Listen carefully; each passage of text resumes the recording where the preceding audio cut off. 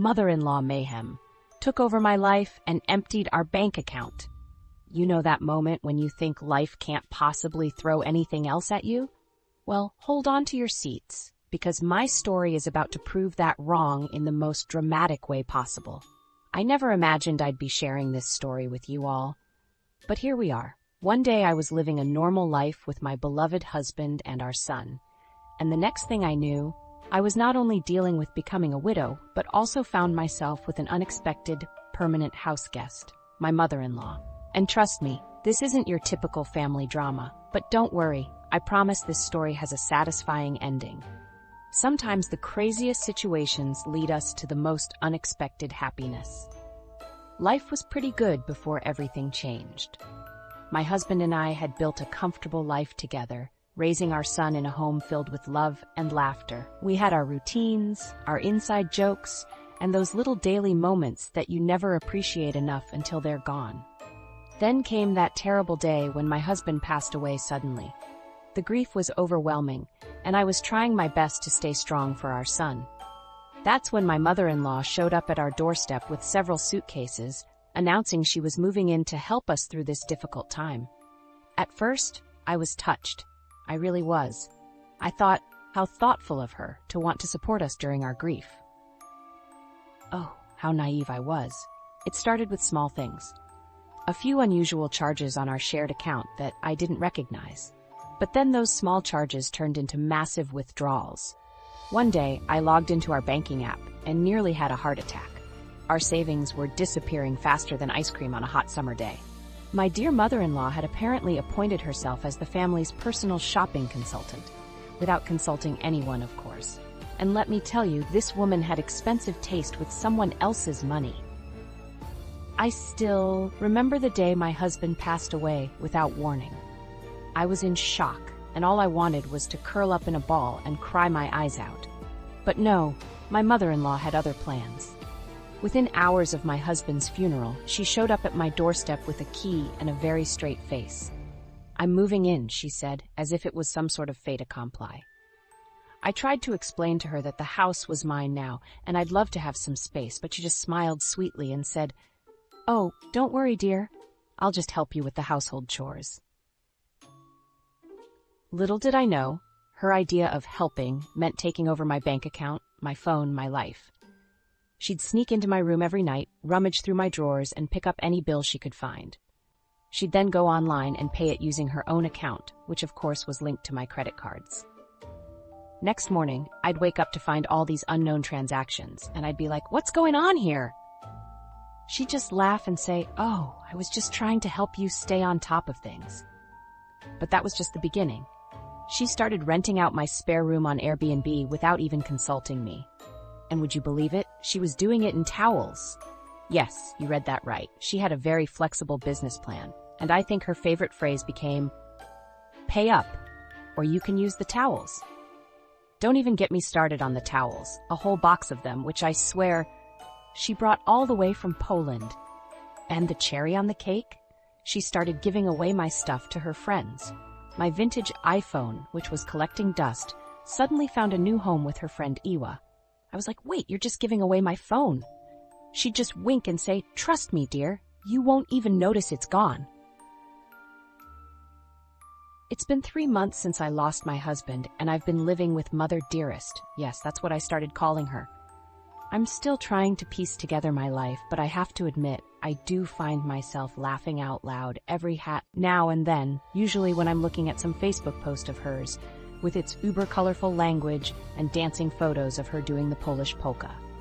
During the tax season, I thought I was going to lose it. No, I didn't lose it. She did. She somehow managed to lose a whole folder of receipts and documents, claiming she'd done it allegedly in her hurry to get a good spot at the post office. Spoiler alert, she'd also accidentally bought a whole pack of stamps with my entire paycheck. She said, "For good luck," may I say, completely ironically so. Let me give you a taste of her essential purchases. A complete renovation of our perfectly fine kitchen because, according to her, the countertops were so last decade. A professional-grade juicer that cost more than my first car. Oh, and my personal favorite. She ordered a custom-made Victorian-style gazebo for our backyard. we live in an apartment complex. The grocery shopping was another level of insanity. She'd buy enough food to feed an army, only to throw most of it away because it didn't look fresh anymore after sitting untouched for weeks. I started finding receipts for exotic ingredients I couldn't even pronounce, let alone eat.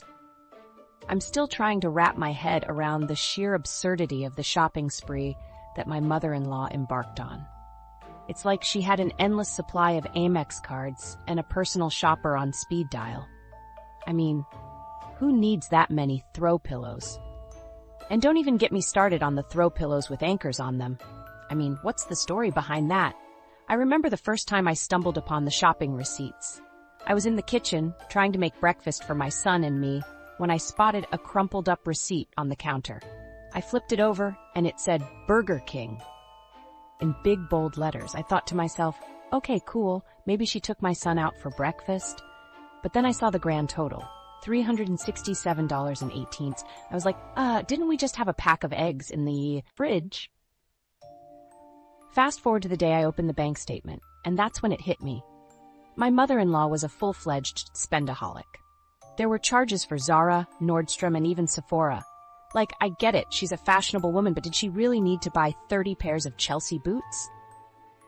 And what's the deal with the incessant buying of exotic spices and spices-themed accessories?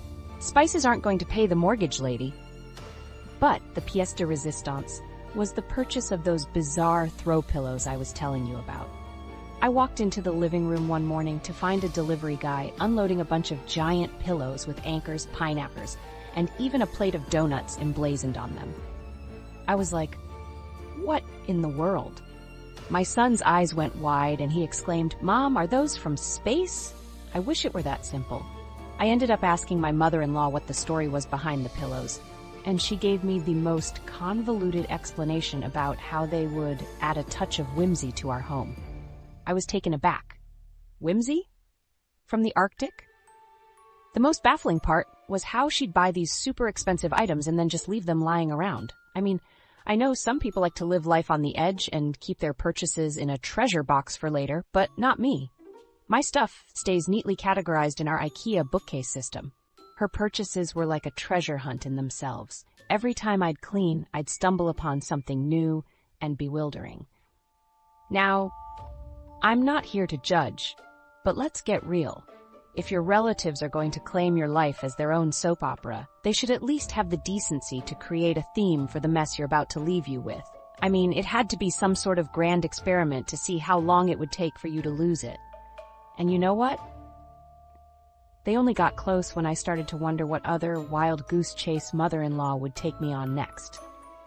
Then I met Gary during a particularly desperate moment in my life. My mother-in-law had managed to siphon off most of my sanity, leaving me a shell of my former self. I was wandering aimlessly through the house, searching for something, anything to fill the void left by my late husband. That's when I saw him. A handsome, charming man who didn't seem to mind the chaos that surrounded me. As we started talking, I found myself laughing for the first time in months. Not just a little chuckle either. I'm talking full-on, tears streaming down my face giggles. It was exhilarating, and I knew right then and there that I was hooked. Gary was like a breath of fresh air, but his timing couldn't have been more ironic. My mother-in-law was still firmly entrenched in my living room, making herself at home, and by home, I mean my home. She looked like a scorned woman, arms crossed and eyes narrowed, when she first laid eyes on Gary. "Who is this stranger?" she asked, her voice dripping with disdain. I introduced them, but let's just say the icebreaker was interesting. My mother-in-law decided to interrogate Gary, asking him an array of questions that ranged from the sublime to the absurd. "Do you have any expensive art pieces? Can you quote Hemingway?" I have no idea why she thought he'd be able to do that. Gary, bless his heart, played along like a pro. I think he was actually enjoying himself, but I also think he was secretly plotting his escape. I mean, who wouldn't want to get away from a tornado of an in-law? When he answered one of her more ridiculous questions with a straight face, "Do you think a guy can wear polka dots with plaid?" I lost it. I mean, it was such a ridiculous question that I couldn't help but burst out laughing. The tension in the room was palpable, and I could practically see my mother-in-law's brain working overtime to come up with a new plan to drive us apart. But Gary just smiled and said, "Actually, I think polka dots and plaid are a match made in heaven. I die." What followed was a series of ridiculous, side-splitting, life-changing moments that I'll never forget. Mother-in-law went from disapproving of Gary to becoming a rabid fan, twisting herself into mental knots to come up with creative ways to disapprove of him. Imagine this. She started a Gary watch, where she'd secretly follow him around the house, documenting every move he made. I swear, it was like she was trying to analyze the mating habits of a rare species. When he walked by the kitchen, she'd write it down in her journal. Gary walked into the kitchen area. Interests, hobbies unknown. I'm not even kidding. And the guilty trip emails? Unwritten chapter in the annals of soap operas. Gary is ruining our family's legacy. He's destroying the bloodline. You're marrying him? Oh, the shame. Needless to say, I was initially hesitant to introduce Gary to my mother-in-law, but I'm so glad I did. She may be crazy, but at least she's a little bit entertaining. How could I do this to her son's memory? It became her daily mantra. She'd walk around the house sighing loudly, clutching old photos to her chest, and bursting into tears at the dinner table. The theatrics would start every time Gary came over. I swear the more attention he paid to me, the more dramatic she became. I once walked into the kitchen, and she was sobbing uncontrollably, wailing about how, "You're destroying our family's legacy." That's when I asked her if she'd like to join the rest of us in the kitchen. She pointed her finger at her face, tears streaming down it, and shouted, "I'm still here." It was like she was competing in some sort of unspoken drama awards, the Golden Certificate Award for melodrama. One particular incident still stands out. I'd introduced Gary to my son and was laughing, trying to help them bond. Suddenly, mother-in-law swooped in, complaining aloud about how I was trying to erase my late husband's memory. Her drama levels went off the charts when Gary gently asked if it was okay to put his hand on my knee. Talk about overreading the social cues. Gary ended up apologizing. "Sorry, is that an issue?" "An issue. You try living with that lady." She became a shrewd detective, making amateur psychological analyses of why Gary and I spent our free time together. Who knew playing Scrabble or watching videos of ducks on YouTube could provide hours of dramatic potential? Before every visit, she'd tell Gary, "Don't get too cozy with her," like they were in a forbidden affair. Gary, quite politely, I'll give him that, would say, "I'm just here for the food and the existential search for meaning." With her ongoing attacks on Gary's character, our conversations transformed into trying to expose her guile and witlessness for the entertainment value of watching her backpedal. While she'd say things like, "Family comes first," what she'd actually do would more than often be, "Family? Family is secondary to getting what she wants." She turned out to be Hamlet on steroids, interpreting the nuances of our friendly interactions like a Hollywood filmmaker scouting for a movie. Gary'd tell her, "I love you like a family member," and she'd seethed out, "No, you must love me like a blood relative. One only loves family like that." Occasionally, when time allowed it, I'd corner her for a round of spot the "you're not rational" moments, with her being completely fair, according to her. Trying to back Gary, and on her side while bellowing to him, "Where is my sympathy? You never sympathize enough." That conversation ended once I held up both my phones at Gary. "Here are all the empathy fatigue moments I'd need therapy for because of you." That taught her one more time. Don't play the full-on victim role around her while having evidence. The great escape plan. Oh, how I wish I could say that I'm the mastermind of my own destiny. But let's be real. After my husband's passing, I became the main suspect in a never-ending whodunit for world domination, with my mother-in-law as the Auntie Leaky who just wouldn't let go. Step 1. Escape from guilt. It all started when I discovered that my dear mother-in-law had taken over my home like it was her second office. She'd turn up TV shows at 3 a.m., complain about the Wi-Fi not reaching the right channels, and yell at me for not knowing how to adjust the thermostat to her liking. Who knew thermostats were like a symphony of temperature adjustments? She had an opinion for everything. As I stood there, trying to translate chicken Italian to her ear, I came up with the plan. Phase 1. pretending I had discovered it too, because who needs personal space when there's more of her fabulous family secrets to keep? Step 2. Escape from chaos. While running errands with my mother-in-law one sunny day, I conveniently left behind my trusty tape recorder and, with the world watching, okay, my 2 neighbors and a wandering vacuum cleaner, our very best detective, me, carefully pieced together an accidental conspiracy of unproven receipts.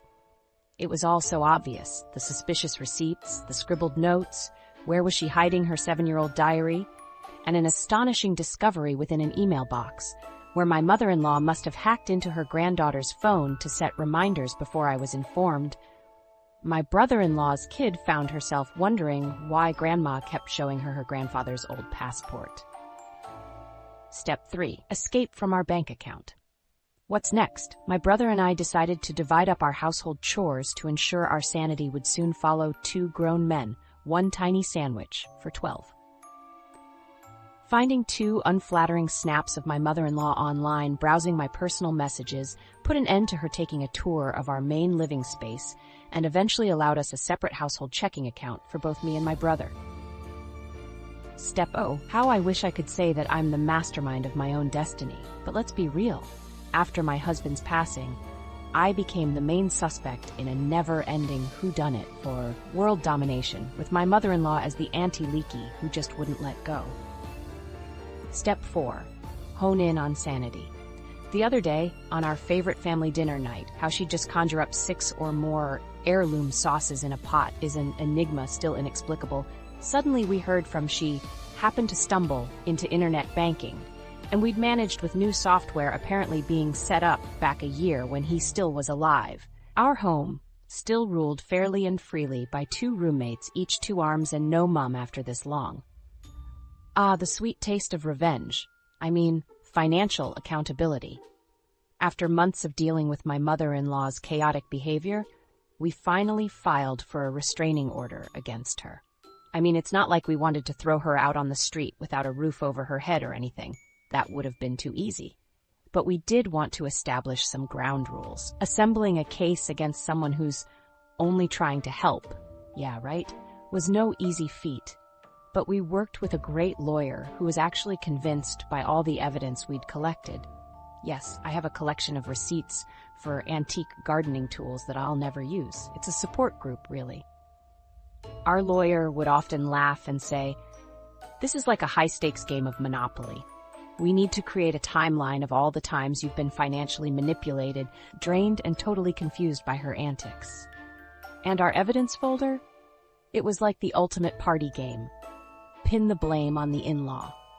We documented every fake receipt she created for imaginary support and kept a record of the times she'd sneak into my room to accidentally, on purpose, put together a stack of statements to leave on my bedside table with a lovely note that said, "Surprise! I transferred $300 into your account, dear." As we dug deeper, we found evidence of her super tech skills. She'd literally been hacking into the family accounts, paying off our debts like they were overdue library books, and even taking out a new Capital One credit line using our identities. I mean, who needs an Amazon Prime membership when you've got mother-in-law's identity thief package? It wasn't easy to compile all the evidence, though. Imagine getting a hold of Instagram receipts from 2017. Yes, she was that good. Just to prove she'd been window shopping our bank account since 2016. It's like trying to find the needles in a haystack, but I guess when you've got a grandma from Mars for a mother-in-law, you get good at playing detective. Finally, the day of reckoning arrived when we finally went to court. As I entered the courtroom, feeling rather self-important, I tripped on the welcome mat, basically me falling on my behind because I got distracted thinking we're finally going to kick this leech off our doorstep. And this, right at the moment when our family members were all arriving to start an all-out trial between myself and my mother-in-law, going vroom in a law enforcement train from Hun 25 South Park Ave, like being Batman plus breathless. Looking back now, I can't believe I let things go on for as long as I did. But grief does funny things to your judgment, and family dynamics can be complicated. The biggest lesson I learned? Setting boundaries isn't just important. It's essential. Today, life is good. Really good. Gary and I are building a beautiful life together, and my son is thriving in our drama-free home. The peace we have now was worth every difficult moment it took to get here. The healing process wasn't always easy, but it was necessary. My son and I have regular therapy sessions to process everything that happened, and we're stronger for it. Gary has been an incredible support through it all, showing us that second chances at happiness are possible. To anyone out there dealing with toxic family situations, you're not alone, and you don't have to put up with it. Sometimes the bravest thing you can do is stand up for yourself and say, no more. Remember, your happiness matters. Your peace matters. And sometimes the family you choose is more important than the family you're born into or marry into. And hey, if you're wondering about that Victorian gazebo, it's now proudly displayed in my ex-mother-in-law's tiny backyard, serving as a daily reminder that karma has a sense of humor.